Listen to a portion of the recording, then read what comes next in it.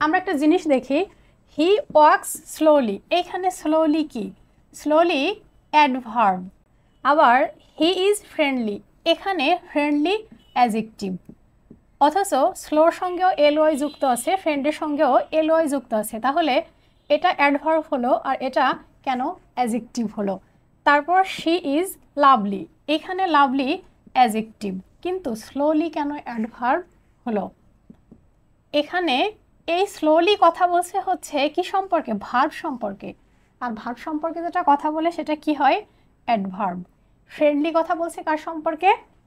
এই যে নাউন বা প্রোনাউন সম্পর্কে। তাহলে নাউন বা প্রোনাউন সম্পর্কে যেটা কথা বলে সেটা অ্যাডজেক্টিভ, এবং ভার্ব, অ্যাডভার্ব আর অ্যাডজেক্টিভ সম্পর্কে যেটা কথা বলে সেটা অ্যাডভার্ব।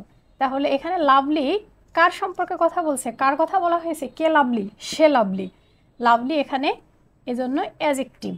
তাহলে আমরা একটা জিনিস দেখি, অ্যাডজেক্টিভের সাথে এলওয়াই যুক্ত হয়ে অ্যাডভার্ব হচ্ছে।